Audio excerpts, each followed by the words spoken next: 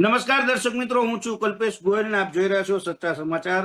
આજે વાત કરવી છે 5 રાજ્યો એવા કે જ્યાં અત્યાર સુધી અનેકોના શાસન હતા, પરંતુ આ શાસનો ઉપર ભાજપનો ભગવો લહેરાયો છે. આ જ વિશે વાત કરવા માટે આપણી સાથે વરિષ્ઠ પત્રકાર જગદીશભાઈ મહેતા જોડાય છે. જગદીશભાઈ, તમારું સ્વાગત છે. જી નમસ્કાર. જગદીશભાઈ, ખાસ તો બધાની નજર અત્યારે એક જ બેઠક ઉપર પશ્ચિમ બંગાળની છે. શું માનો છો, ત્યાં ભગવો લહેરાયો એવી વાત છે ને ઝાલમુડીથી બધાએ ઉત્સવ પણ મનાવ્યો, શું કહેશો? કલ્પેશભાઈ, આ ખાલી પશ્ચિમ બંગાળ નહીં, આમ તો 5 રાજ્યોની જે થઈ એમાં 2 મહત્વપૂર્ણ ઘટના બની. નંબર 1 કે જ્યાં પશ્ચિમ બંગાળ જે સરહદી રાજ્ય હતું, જેની ડેમોગ્રાફી ભયંકર હદે બદલાઈ રહી હતી, જે સંવેદનશીલ એવું બનતું હતું કે જો આ વખતે કોઈ ચમત્કાર ન થયો હોત તો એ આપણા માટે બીજું કાશ્મીર સાબિત થઈ શકે એટલી હદે ત્યાં પરિસ્થિતિ કથળતી જતી હતી. એટલે એક તો ત્યાં સૌથી પહેલા તો સત્તા પલટો થયો, દેશ માટે ઉત્તમ થયો. એટલે મેં ઘણી ચેનલોમાં કીધું છે કે પશ્ચિમ બંગાળમાં ભાજપની નહીં, ભારતની જીત થઈ છે. અને સામ્યવાદીનો છેલ્લો કિલ્લો જે હતો સામ્યવાદીઓનો કેરળમાં, ત્યાં પણ સામ્યવાદીઓનો જે છે એ કિલ્લો તૂટી પડ્યો. એકમાત્ર રાજ્ય હતું આખા દેશમાં જ્યાં ચીન સમર્પિત કહી શકાય એવા સામ્યવાદીઓનું શાસન હતું, એ કિલ્લો પણ ધ્વસ્ત થઈ ગયો. અને હવે ત્યાં જે છે એ યુડીએફ ની સરકારે ભલે, પણ એ કમસે કમ સામ્યવાદી જેવી એટલે કે એલડીએફ જેવી તો નહીં. એટલે સરવાળે તમને કહું તો આખા દેશની નજર સ્વાભાવિક જ પશ્ચિમ બંગાળ તરફ હતી, કારણ કે પશ્ચિમ બંગાળ આપણું સરહદી રાજ્ય છે. બાંગ્લાદેશમાંથી ઘૂસણખોરો અહીંયા 2 સુમાર હદે આવ્યા છે. એણે પશ્ચિમ બંગાળમાં અડ્ડો જમાવ્યો હતો. આપણા રાશન પાણી ખાઈ જાય અને આપણા જ હિન્દુ લોકોથી માંડીને બધાને પીડિત કરે, એના ઘર બાર બાળી નાખે, એની પ્રતિ પૈસા વસૂલે, ખંડણી કરે, અપરાધો કરે, ગુનાખોરી વધી હતી, ખંડણી ઉઘરાવે, પ્રોટેક્શન મની લે, નાના મોટા ઉદ્યોગકારો જે છે એ બધાને હેરાન પરેશાન કરે, વગેરે વગેરે. ટૂંકમાં કાયદો અને વ્યવસ્થા એની હદ જ્યાં પૂરી થતી હતી ત્યાંથી પશ્ચિમ બંગાળની હદ શરૂ થતી હતી. આવી સ્થિતિનું નિર્માણ હતું. એટલે ભારતીય જનતા પાર્ટીએ નક્કી કર્યું આ વખતે કે ગમે તેમ થાય, આ મમતા દીદી જે કેવળ નામ જ મમતા છે, બાકી એમાં મમતાનો છાંટો નથી, અને દીદી જેવું કઈ છે નહીં, દાદાગીરી જ કરવામાં ટેવાયેલા છે. એટલે આને ઉખેડી નહીં ફેંકીએ તો દેશને બહુ મોટું નુકસાન જાય એમ છે. એટલે ભારતીય જનતા પાર્ટીના અમિત શાહ, જેને ચાણક્ય કહે છે, એને તો ત્યાં છેલ્લા 15 દાડાથી ધામા નાખ્યા હતા. અને બાકીની કસરતી યોગી આદિત્યનાથ અને નરેન્દ્ર મોદી એ લોકોની રેલીઓએ પૂરી કરી અને ટોટલ 294 માંથી 148 બેઠક જીતે એ શાસન કરે એવી વ્યવસ્થા હતી. ભારતીય જનતા પાર્ટીએ 200 નો આંકડો અત્યારે તો સાબિત સ્પર્શી ગયા છે, 200. અને મમતા બેનર્જીની પક્ષ જે પાર્ટી હતી 87. એટલે ટૂંકમાં એ બસ એટલામાં જ આળેગાળે સમેટાઈ જાય એવું લાગે છે. તો પહેલી વખત ત્યાં બહુ મોટો સત્તા પલટો આવ્યો છે, અને આ સત્તા પલટો દેશના હિતમાં ઘણો જ ઉપકારી રહેશે. જી સાહેબ, એસઆઈઆર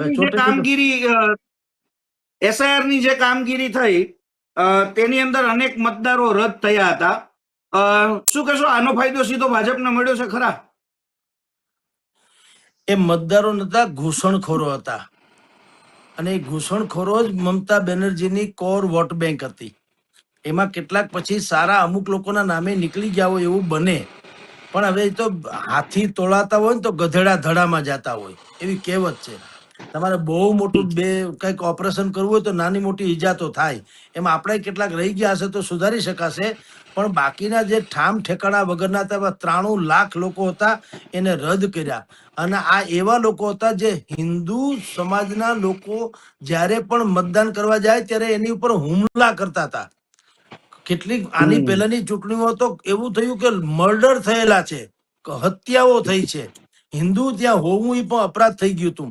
એટલે આપણી વાત એ હતી કે અમિત શાહે આ વખતે કેન્દ્રીય અર્ધલશ્કરી દળ જેને કહેવાય એની હજારોની સંખ્યામાં એવી ગોઠવણ કરી કે મતદારો નિર્ભીક રીતે મત કરી શકાય, એટલે કે હિન્દુ લોકોએ વિશેષતઃ મતદાન કર્યું અને જે બોગસ 93 લાખ જેટલા લોકો મતદાન કરવાની તક એને ન મળી.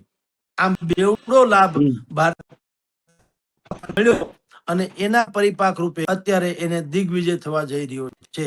જી ખાસ સાહેબ હવે તો એવું કહી શકાય કે નરેન્દ્ર મોદી પણ ત્યાં પહોંચી ગયા છે ને ખાસ એક વિજય ઉત્સવ ત્યાં જલેબીનું ખૂબ મહત્વ હોય છે, પરંતુ આ વખતે જલેબી નહીં પણ તું જાલમુડી ખૂબ પ્રખ્યાત થઈ હતી અને એક નાના એવા સ્ટોલ ઉપર રીલ પણ ખૂબ ટ્રોલ થઈ હતી. શું કહેશો આ ઉજવણીને લઈને? એક નાના માણસને એવું થશે કે મારા ઘરની મીઠાઈ છે તે પીએમ ના મોઢે ગઈ છે.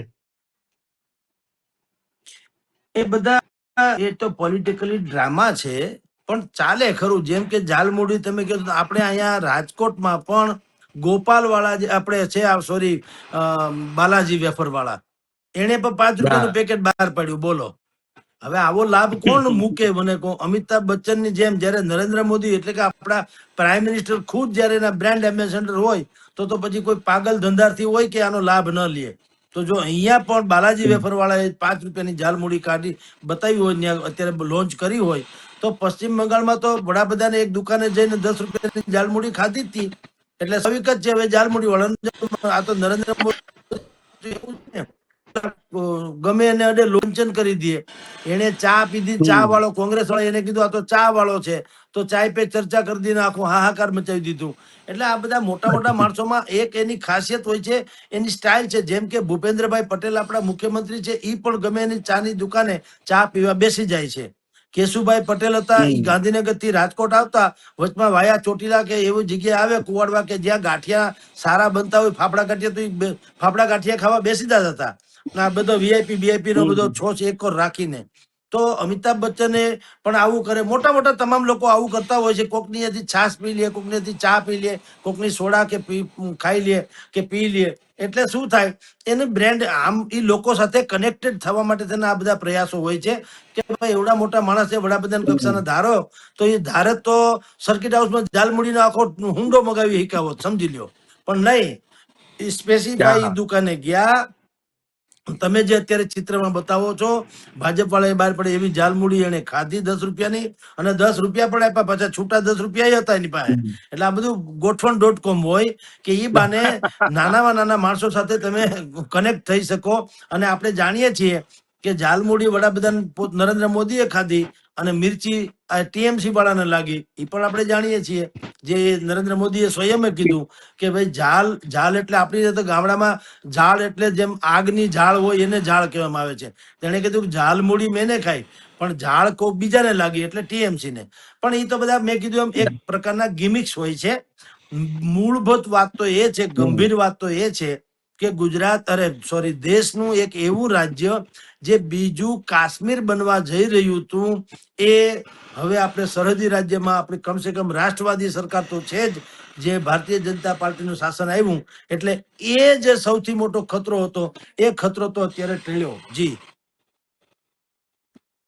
સાહેબ, ખાસ અહીંયા એવું કહી શકાય છે કે નરેન્દ્ર મોદી નું વિઝન અમિત શાહની ચાણક્ય નીતિ જરૂરથી કામ લાગી, અને એટલે જ એવું કહી શકાય છે કે મમતા દીદીનો ગઢ છે તેનું ગાબડું ને પણ આખો ગઢ ધ્વંસ કરી નાખ્યો અને અહીંયા ભગવો લહેરાવ્યો છે. તો આ ગુજરાતીઓની એક જુદી જ ગોઠવણ કહી શકાય. અને એવું કઈ અત્યારે એવી પણ પોસ્ટો વાયરલ થઈ રહી છે કે બંગાળમાં ગુજરાતી ભગવો લહેરાયો. ના, ઘણા એમ કીધું કે બંગાળમાં ગુજરાત જીતું, બંગાળમાં ગુજરાત જીતું એમ. અને ઘણાએ એવી કોમેન્ટ કરી કે આનું નામ ગુજરાતી, કે 10 રૂપિયામાં આખું બંગાળ ખરીદી લીધું, 10 રૂપિયાની જલમુડીમાં. પણ એ તો જનતાનો આઈક્યુ છે, પ્રજા કેટલી હોશિયાર છે એનો આ નમૂના છે. આપણને સૂજે નહીં એવું સામાન્ય, જેને સામાન્ય તો હોતી નથી જનતા, એને ખાલી પ્લેટફોર્મ નથી મળતા, પણ જો પ્લેટફોર્મ મળે તો કેવો ઉપયોગ થઈ શકે અત્યારે આપણે જાણીએ છીએ. આ બધા કોમેન્ટ જે વાંચ્યો એ ખબર પડે કે લોકોનો આઈક્યુ કેટલો મોટો છે. એટલે મૂળ વાત એ છે, બધી વાત સરવાળે કરતા 5 રાજ્યોની ચૂંટણી જે થઈ, આસામ, તામિલનાડુ, પશ્ચિમ બંગાળ, પુડુચેરી અને કેરળ, એમાં કેરળને બાદ કરતા 4 રાજ્યોમાં 3માં તો સીધી રીતે ભારતીય જનતા પાર્ટી અને બીજા એકમાં એને સંગઠન એના ટેકા વાળું, એમ સરવાળે 4 જગ્યાએ જુઓ તો આપણી લેવલની કહેવાય કે આપણા હિતેચ્છુ વાળી કહેવાય એવી સરકાર આવી. અને એકમાં વળી મેં કીધું તેમ કોંગ્રેસ તરફી છે, છતાંય ગણાય તો આપણી, કારણ કે કોંગ્રેસે છે તો ભારતીય, એટલે હજી એમાં કઈ વાંધો નથી. પણ સામ્યવાદીઓનો ગઢ ખતમ થયો આ સાથે. મમતા બેનર્જી તો હજી ખેર તો પણ આપણા હતા, પણ એની પહેલા ત્યાં સામ્યવાદીનો જ ગઢ હતો આ પશ્ચિમ બંગાળ. તો એ પણ ત્યારે જે તે સમયે મમતા બેનર્જીએ કરેલું, બાકીનું કર્યું બાકી હતું. એ અત્યારે ભાઈ નરેન્દ્ર મોદીની સરકારે કર્યું કે કેરળમાંથી છેલ્લો કિલ્લો હતો એ પણ એને ઢહાવી દીધો. એટલે મૂળ સામ્યવાદીઓનો અંત થયો. ભારતનું બધું જે કાંઈ છે ભારતીય રાજકીય પાર્ટીઓ સત્તા ઉપર આવી, અને પશ્ચિમ બંગાળ જેવું સંવેદનશીલ જે રાજ્ય હતું એ પણ હવે કમસે કમ સલામત લોકોના હાથમાં તો આવ્યું છે. જી સાહેબ, ખાસ વિજય થેલાપતિ એક તો સુપરસ્ટાર એવું કહી શકાય, અને એક ફિલ્મ એક્ટ્રેસ પોતાની સાયકલ લઈને પ્રચાર કરવાની એક જુદી જ છબી કંઈક જોવા મળી હતી. આજે એને એનો પક્ષ ઉભો કર્યો અને એના પક્ષનો મોટી સંખ્યામાં એવું કહી શકાય છે કે એમની જીત તરફ તે આગળ વધી રહ્યા છે. તો આ જે નવો પક્ષ છે તે કેટલો રંગ લાવશે? જુઓ, એ બાજુ દક્ષિણ બાજુ છે ને એક પ્રકારનો ક્રેઝ હોય છે. જે ફિલ્મ સ્ટાર હોય કે સેલિબ્રિટીઝ હોય એની ઉપર લોકો ઓળઘોળ થઈ જાય. ઓળઘોળ એટલે જેની સીમા નહીં એવો.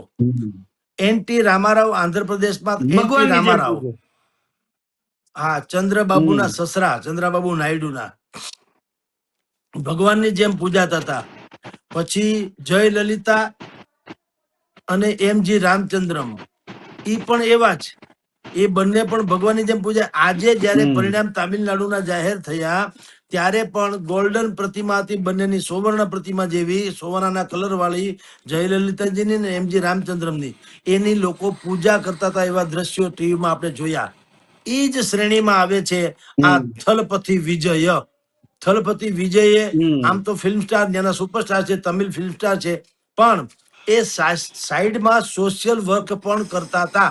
એનો અર્થ એમ છે કે એને ભવિષ્યમાં રાજકારણમાં આવવાની લગભગ એની પાસે પહેલેથી એક દૂરંદેશી હતી. એ પોતાનો એક પક્ષ તો પછી થાય, એની પહેલા પોતાની એક સંસ્થા હતી, VMI, એટલે કે વિજય મક્કલન ઇયકમ નામની એક સંસ્થા. આપણે જેમ બોલબાલા અને સરગમ ક્લબ સમજાય માં, એવી ત્યાં સામાજિક સંસ્થા હરાવતા હતા. અને એ સેવાભાવી કામ બધું કરતા હતા. સેવાભાવી કામ કરતી વખતે એને માન સન્માન મળવા માંડ્યું, અતિશય માન સન્માન મળ્યું. એટલે એને એમ થયું કે મારે પોલિટિક્સમાં જવું જોઈએ. એટલે 2 વર્ષ પહેલા એને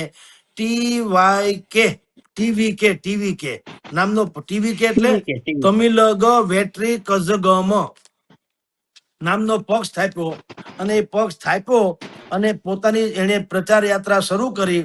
તમારી જાણ ખાતર લાખોની તાદાદમાં લોકો એને સાંભળવા આવતા હતા. અને એટલી હદે એની સભાઓ પ્રચંડ અને હિટ જવા માંડી કે કેટલાય લોકો કચડાઈને ઓફ થઈ ગયા, એમાં કચડાઈને. અને છતાંય સિલસિલો અટકો નહીં, સભાઓ ચાલુ રહી, લોકો કચડાતા ગયા અને આ સભાઓ કરતા ગયા, યોજતા ગયા. બોલો, આટલી એની પ્રચંડ લોકપ્રિયતા છે. એટલે હવે એને તો અત્યારે બહુ સારામાં સારું 100 જેટલી બેઠક તો મેળવી જ લીધી છે તામિલનાડુમાં પણ. એટલે 234 માંથી 100 ની આળે ગાળે એ ઉપર પહોંચી ગયા છે. એટલે હવે બાકીનો કોનો ટેકો લેવો એ વિચાર કરી રહ્યા છે. હવે જેનો ટેકો લે એનો પર સરકાર તો એની બનશે એવું લાગે છે અત્યારના. પણ તમને ભવિષ્ય કહી દઉં, એ ભાઈ જે છે થલપતિ વિજય, એ ઇનોસન્ટ છે, એટલે કે રીઢા રાજકારણી નથી. એટલે નજીકના ભવિષ્યમાં ભારતીય જનતા પાર્ટી કોઈ પણ ભોગે એને એન કેન પ્રકારને આ તમે જે ઝાલમુરી કે જે છે એવું કઈ ખવડાવીને પછી પોતાની અહીંયા ગોઠવી લેશે. જી સાહેબ, ખાસ અહીંયા એક પ્રશ્ન એ ઉપસ્થિત થાય કે અત્યાર લગી મમતા દીદીનું જે સામ્રાજ્ય હતું અને દીદીની એક તરફી ઓલી એવું કહ્યું કે હિટલર શાહી જેવી આખી જે છટા હતી, હવે ત્યાં કઈ રીતનું દ્રશ્ય જોવા મળશે? આગામી દિવસોમાં ત્યાં કઈ રીતની સિચ્યુએશન જોવા મળશે? જેલમાં જાહે. એમાં એવું છે, મમતા બેનર્જીએ પણ કાંઈ કાળા ધોળા કરવામાં, સરકારનું અપમાન કરવામાં, નરેન્દ્ર મોદીને આબરૂ કાઢવામાં, અમિત શાહની વિરુદ્ધમાં બોલવામાં, ચૂંટણી કમિશનર જે છે મેઇન આપણા દેશના સૌથી મોટા ચૂંટણી કમિશનર ઈ સહિતના બધાય લોકોને એટલા બધા બાવળ વાવ્યા છે કે એને હવે કાંટા ન લાગે તો જ નવાય. એટલે હવે પૂરેપૂરી દાજ કાઢશે. જે રીતે કેજરીવાલનો પોલિટિકલી ખાત્મો કહું છું, પોલિટિકલી ખાત્મો કેજરીવાલનો કર્યો ભારતીય જનતા પાર્ટીએ, મહારાષ્ટ્રમાં જે રીતે ઉદ્ધવ ઠાકરેની શિવસેનાનો ખાત્મો કર્યો, એવી રીતે અહીંયા હવે ઈ મમતા બેનર્જીનો, જેમ ઉત્તર પ્રદેશમાં માયાવતીનો કર્યો, અખિલેશનો કર્યો, એમ અહીંયા હવે મમતા બેનર્જી ભૂતકાળ બની જશે. એવી વ્યવસ્થા ભારતીય જનતા પાર્ટી હવે ક્યારેય થાપ ખાવા નહીં માગે કે ફરી પાછા મમતા બેનર્જી જાગી ઉઠે, દુનિયાભરના કેસ કબાડા કાઢશે અને અડધી પડધી જિંદગી જેલમાં કોર્ટના ચક્કર કાઢવામાં કાઢશે. એટલે હવે પછી ત્યાં વાત થઈ ગઈ પૂરી. હવે ભારતીય જનતા પાર્ટી વળી પાછું ક્યાંક ડખે ચડે ને પછી મમતા બેનર્જી પાછા આવે તો ઈ તો વાઘણ જેવા છે, ઈ તો ફાડી ખાય એમ છે. ઈ કઈ દયા નહીં રાખે. કદાચ ભાજપ વાળા દયા રાખવા જાય તો પસ્તાશે, પણ ઈ જો પાછું કઈક ગટાળો પિંડાળો થયો અને મમતા બેનર્જી આવે તો લખી રાખો આમાંથી એકેય જણા જોવા નહીં મળે તમને જેલના હરિયા સિવાય ક્યાંય. એવો ખેલ નાખે એમ છે મમતા બેનર્જી. એ આક્રમકતાની ચરમસીમા છે. પણ ભાજપે ઓછી માયા નથી, એટલે એ એની રીતે લડી લેશે. એટલે નવો અધ્યાય એક શરૂ થયો છે પશ્ચિમ બંગાળમાં. જી સાહેબ, ખાસ મમતા દીદીએ ચૂંટણી કમિશન ઉપર પણ આરોપ લગાવ્યો છે અને એવું કહ્યું છે કે આ બધી એવું કહી શકાય છે કે અમને પ્રેશર કરવાનું છે. ચૂંટણી કમિશન છે તે કોઈના ઈશારે કામ કરે છે અને આખો જે દોષનો ટોપલો છે તે ચૂંટણી કમિશન ઉપર ઢોળી દીધો છે. પણ એમાં કમિશનર ને કે ઈ પાછા વોટરપ્રૂફ છે, ટોપલો ઢોળી દે તો ઈ ક્યાં પરળે એમ છે. એટલે એને કઈ ફેર પડે એમ નથી. ચૂંટણી પંચે તો મમતા બેનર્જીના તમામ આરોપો જે છે એનો બંધારણીય રીતે લોકતાંત્રિક ઢબે જવાબ આપ્યા. SIR જયારે લઈ આવે નવી મતદાર સુધારણા યાદી, તો મમતા બેનર્જીએ કીધું અમારી વોટ બેંક ને હર્ટ કરવા જ આ કારસો ઘડવામાં આવ્યો છે. તો ચૂંટણી પંચે કીધું ભાઈ એવું નથી. દેશભરના રાજ્યોમાં, બિહારમાં એ થયું છે, બિહારમાં લાખો લોકોના નામ નીકળી ગયા, ગુજરાતમાં પણ 71 લાખ જેટલા લોકોના નામો નીકળી ગયા છે. જે બોગસ છે, ખોટા છે, દેશના સંસાધનો ઉપર અમથો બોજો છે, એવા લોકોને વેંઢારવા શું કામ? ખબર નહોતી ત્યાં સુધી ઠીક છે, હવે વ્યવસ્થા છે તો આપણે એને બહાર કાઢો, ઓરિજિનલ મતદારો છે ને રાખો. એટલે મમતા બેનર્જીએ કીધું આ ચૂંટણી કમિશન જે છે એ મોદી સરકારના ઈશારે કામ કરે છે અને સ્વાયત્તતા ગુમાવી બેઠી છે. એ સ્વતંત્ર કઈ છે નહીં, એ તો સરકારની ચાટુટાઈ કરે છે. આવું તેવું દુનિયાભરના આક્ષેપ કર્યા, પણ મમતા બેનર્જીને હવે એના આક્ષેપોને બહુ સિરિયસ લેવા જેવું નથી, કારણ કે એની પાસે બીજું કઈ છે નહીં આક્ષેપ સિવાય.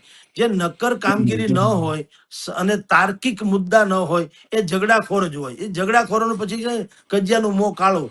નરેન્દ્ર મોદી અને એ લોકોએ આવું બધું કઈ ધ્યાનમાં લીધું નહીં કે એ તો બોલ્યા કરે ગમે એમ છે, આપણે એના આમ ન જોઈએ, આપણે આપણું કામ કરે જાવ. મૂળ એને જે હિન્દુ સમાજમાં ખોફ હતો, મમતા બેનર્જીના ગુંડાઓએ ઉભો કરેલો, એ ખોફ માંથી હિન્દુ સમાજને બહાર કાઢ્યો અને જે કેટલાક બોગસ મતદારો હતા એને બહાર કાઢ્યા. આ બેને બહાર કાઢીને ભારતીય જનતા પાર્ટીએ એની કોરવાને ઉભી કરી અને 92-93% વિક્રમ જેને કહી શકાય, રેકોર્ડ બ્રેક એવું મતદાન કરાવડાવ્યું.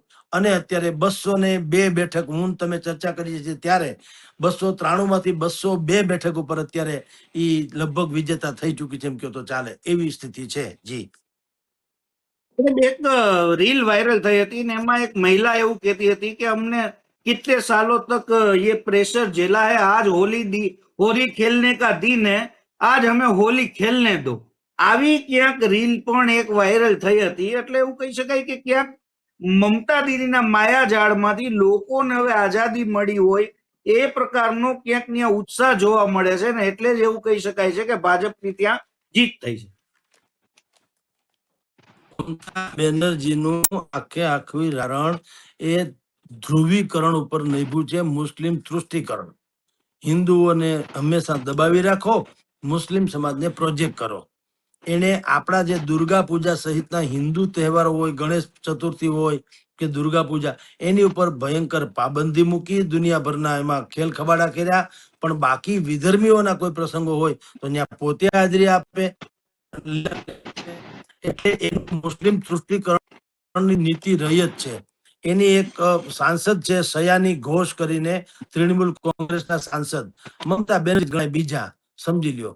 એ સંસદમાં પણ હાહાકાર મચાવે છે અને સ્ટેજ પર હાહાકાર મચાવે છે. એની બહુ ખાસી એવી લોકપ્રિયતા છે અને એના ફોલોઅર્સની કોઈ તાણ નથી.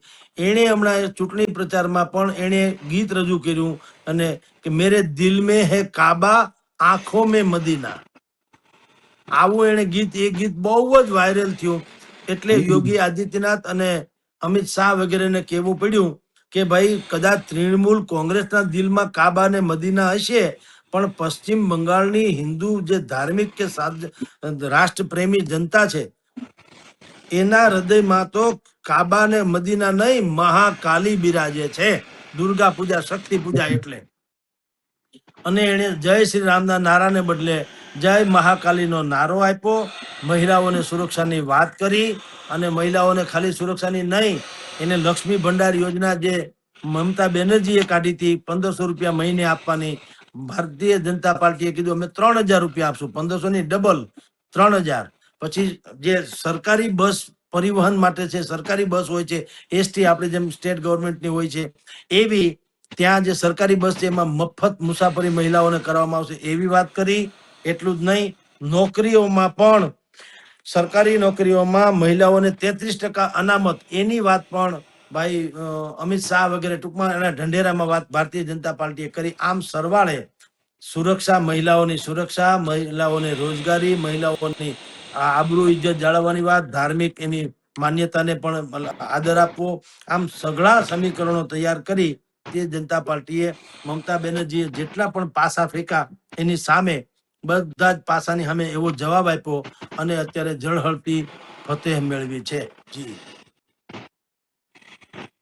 સાહેબ, અહીંયા તમે જે રીતે વાત કરી કે જય મહાકાલીનો નારો આપવામાં આવ્યો ને એ રીતની આખી વાત કરવાની, સાહેબ મને એવું લાગે છે કે આ વખતે નવરાત્રીના 9 દિવસ અને પશ્ચિમ બંગાળમાં આ વખતની નવરાત્રી કંઈક હટકે હશે અને દુર્ગા પૂજાની વ્યવસ્થા પણ ખૂબ સારી જોવા મળશે અને ત્યાં પણ એવું કહી શકાય કે હવે બુલડોઝર ફરવાની વાર નહીં લાગે, કારણ કે જે અનેક લોકો છે ત્યાં વિધર્મીઓ છે તેના ઘર ઉપર બુલડોઝર પણ પટાકે ફરી જશે એવું માની શકાય છે. તમારી ધારણા બિલકુલ સાચી છે કલ્પેશભાઈ. તમે ત્રણેય વાત કરી, ત્રણેય વાતની ઝલક જોવા અચૂક મળવાની. જે લોકો ટીએમસી ના ગુંડા હતા એના આશ્રયથી સરકારની સરેહમાં રહીને જે લોકો ગુંડાગર્દી કરતા હતા અને પ્રજાને હેરાન કરતા હતા એની ઉપર બુલડોઝર ફરવાનું, એમાં કોઈ શંકા નથી.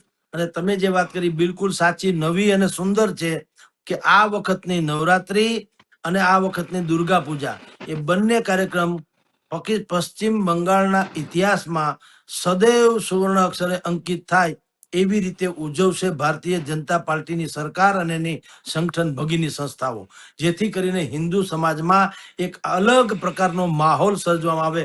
ભક્તિ ભાવ વાળો માહોલ પણ ખરો અને ભય મુક્ત માહોલ પણ ખરો. આ બે કરવા માટે થઈને એ સંપૂર્ણપણે આ બંને પર્વોની મહા ઉજવણી કરવામાં આવશે. એટલું જ નહીં, કેટલાક કટ્ટરવાદીઓને મરચા લાગે એવા નિયંત્રણો હવે જે તે લોકો છે એના પ્રસંગો ઉપર પણ આવશે, કારણ કે એને બેફામિયત રીતે કહી શકાય એવી રીતે છૂટછાટ ભોગવી હતી અને આપણા તહેવારોને ઉપર પાબંદીઓ લગાવડાવી હતી. એટલે હવે રાઇવલ થવાનું, ટૂંકમાં એનું વિરોધી થવાનું, એ તો ઓબ્વિયસલી થાય જ, ઘાતના પ્રત્યાઘાત જ હોય. એટલે તમારું આંકલન બિલકુલ સનાતન સત્ય જેવું છે. આ વખતની નવરાત્રી અને આ વખતની દુર્ગા પૂજા એટલે પશ્ચિમ બંગાળની એ સમૂચા વિશ્વનું ધ્યાન દોરે એવી બને તો જરાય સંશય નથી. જી સાહેબ, એક છેલ્લો પ્રશ્ન પછી આપણે ડિબેટ અટકાવશું.